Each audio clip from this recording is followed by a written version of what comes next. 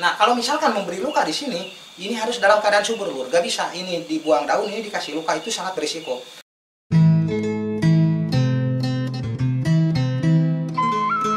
Oke bro, ketemu lagi dengan saya Adewali di Adewali Channel Bonsai Pemula Sumedang. Pada postingan kali ini saya ditemani oleh admin Bonsai Pemula Sumedang. Sama ya, Om J nih sama Mang Wali. Kita ngurus komunitas FB sejak 2 tahun yang lalu ya. 2 tahun yang lalu. 2 tahun yang lalu, dan saya sangat bersyukur banyak sekali dari seluruh Indonesia yang merapat ke Bonsai Pemula Sumedang. Walaupun sebetulnya untuk di Bonsai Pemula Sumedang, visi kami itu adalah saling menjaga dan memajukan, Lur.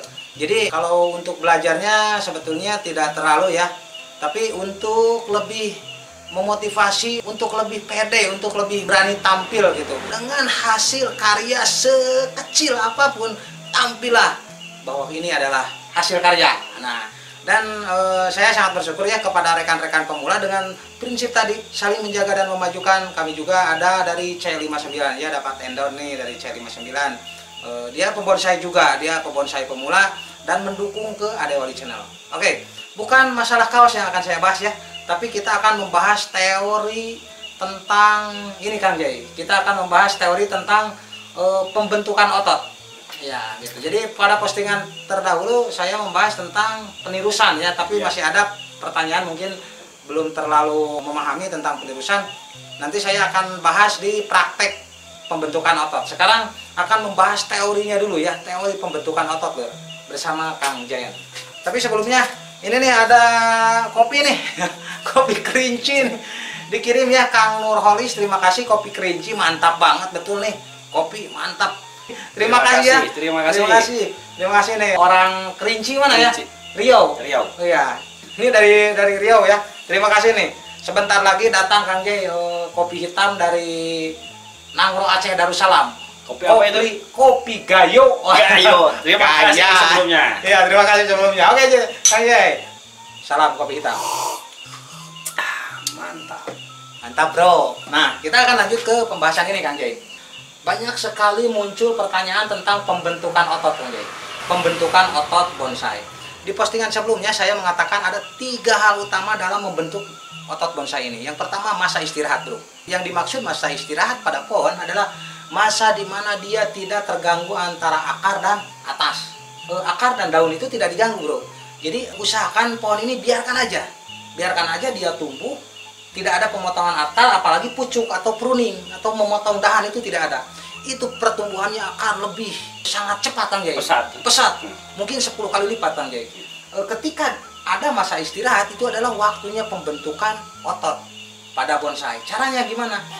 Kalau misalkan Anda ingin menumbuhkan otot sebelah sini ya, otot sebelah sini, ini kan dipotong nih. Kalau dipotong, walaupun kesantuannya udah dapat, Kang Jay, kalau dipotong seperti ini, tetap aja dia terbentuk sandiran. Tetapi kalau misalkan kita memanjangkan dahan, kita panjangkan dahan, secara alami logikanya seperti ini.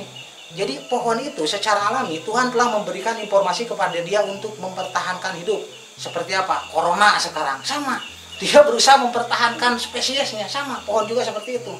Dia berusaha mempertahankan spesiesnya. Bedanya, corona mempertahankan spesies dengan merugikan umat manusia ya. Kalau ini enggak. Ini menguntungkan. Menguntungkan, ini sumber air, sumber oksigen, sumber keindahan, sumber inspirasi, sumber latihan, sabaran, Kang Jay. Sumber kita berproses. Pokoknya kayak manfaat ya. Wah, kayak manfaat bonsai ini, Lur. Jadi bagi Anda yang belum hobi bonsai nih, di Adewali Channel pantang terus. Hobi sehat. Hobi sehat. Hobi sehat. Tidak repot ya, tidak betul. perlu dibawa kemana-mana, biarkan aja ya dia di tempatnya gitu. Bahkan akan lebih sehat, yang disebut masa istirahat pohon. Ketika masa istirahat, dia memanjangkan dahan, panjang dahannya. Dan bagusnya pohon, fungsi panjang dahan ini ada 2, Lur. Yang pertama dia pembentukan otot, yang kedua melindungi akar. Ketika dia panjang, Kang Jay, dia panjang memberikan kerindangan daun. Ini kan dipotong nih, memberi kerindangan daun, dia akan melindungi akar. Ada sinar matahari, memberi keteduhan. Ini akar akan memanjang, membentuk otot. Akan lebih cepat, Iya, akan lebih cepat karena informasi diberikan dari atas. Wah, ini lembab nih, ini teduh, cepat. Dia akan memanjang nih akar ini, memanjang, membesar. Jadi saling keterkaitan, memberikan nutrisi kepada dahan ini. oleh pebonsai dimanfaatkan untuk pembentukan otot. Teori ini dimanfaatkan untuk pembentukan otot untuk mendapatkan kesan tua. Sebetulnya hasil akhir dari semua seni bonsai itu adalah kesan tua, bro. Jadi kalau misalkan cewek ya, kesan muda itu lebih fresh ya lihatnya. Kalau pohon itu lebih tua, lebih cantik bahkan. Jadi terbalik bonsai ini lebih tua itu lebih cantik gitu kita melihatnya. Saya juga nggak ngerti ya. Nah itu yang disebut bonsai nggak kena logika. Ya, jadi seperti itu Kang Jay. Jadi kita ulangi ya. Ketika kita memberikan masa istirahat pada pohon, dahan yang semakin panjang dan keteduhan di bawahnya, akar ini pun akan memanjang untuk memberikan suplai makanan. Akhirnya kita manfaatkan akan membentuk sandiran otot di sini. Jadi teori pertama yang harus dilakukan adalah memanjangkan ini, memberi masa istirahat, memberi waktu istirahat batang supaya akar lebih panjang, memberikan nutrisi ya, memberikan saluran hingga dia membentuk sandiran otot. Itu yang pertama loh, yang dimaksud memberi masa istirahat. Yang kedua, apa sih prinsip untuk mempercepat pertumbuhan otot? Yaitu media. Sebetulnya ini sangat keterkaitan dengan tadi. Ketika memberikan media yang sangat banyak seperti postingan yang lama, kita itu ternyata nggak bisa manjangin dahan lur karena terlalu sempit misal. Jadi bisa media yang lebih banyak. Contoh kita akan masih media di bawah, di ground di bawah. Dia diangkat, kita panjangin yang ininya. Dan tetap di sininya pakai dasar. Jadi semacam kita memberi cetakan. Beri media di bawah yang banyak, kita kasih cetakan. Akhirnya dia akan tertarik. Ini akan tertarik sama, tapi masa istirahat tetap itu ada yang utama. Biarkan dia tumbuh dengan subur dulu. Ketika ini tertarik, terganjal, dia tercetak oleh seperti ini akan memberikan otot dengan sendirinya. Sejalur ya? Iya, jadi pembentukan otot itu media tetap harus banyak. Itu adalah langkah kedua, media harus banyak. Walaupun kita memberikan pupuk sesuper apapun, ketika medianya nggak terlalu banyak, tetap aja lur, akan sangat kesulitan untuk membentuk otot ini. Walaupun media banyak, ketika dipotong atas tetap aja sangat kesulitan untuk membentuk otot. Jadi harus menjadi satu kesatuan dari 3 hal yang akan Wali bahas. Ya, itu adalah baru 2 ya. Yang pertama masa istirahat. Yang kedua berikan media yang banyak. Yang penting memberikan keleluasan akar seperti itu. Dan yang ketiga kemiringan. Kemarin nggak terlalu dibahas kemiringan. Apa yang disebut kemiringan? Jadi begini, secara alami Kang Jay, tadi dibahas bahwa setiap makhluk hidup diberi informasi oleh Tuhan untuk mempertahankan spesiesnya. Kemiringan itu ada 2. Ada yang pertama itu gara-garanya ketika longsor di sini. Longsor. Pohon akan miring. Otot mana kira-kira yang akan membesar? Otot sebelah sana yang banyak tanah. Betul. Nah, dia akan memberikan otot seperti ini. Bisakah dimanfaatkan oleh bonsai? Bisa sama. Jadi kita kasih beban pada salah satu tempat, dia akan memberikan otot sama karena dia ingin mempertahankan spesiesnya. Dia takut jatuh, cepat bentuk otot. Atau ketika miring ke sebelah sini, tetapi di sini nggak ada media, dia akan membentuk ke sini.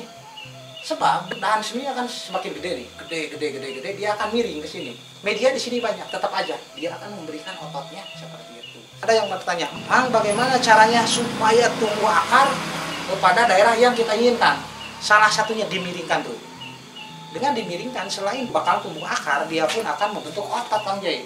Contoh ini pohon nih, ini akarnya kurang gede, kita angkat ya, kita miringkan seperti ini. Ini dipotong, ini diberi luka. Nah kalau misalkan memberi luka di sini, ini harus dalam keadaan subur lur, gak bisa ini dibuang daun, ini dikasih luka, itu sangat berisiko.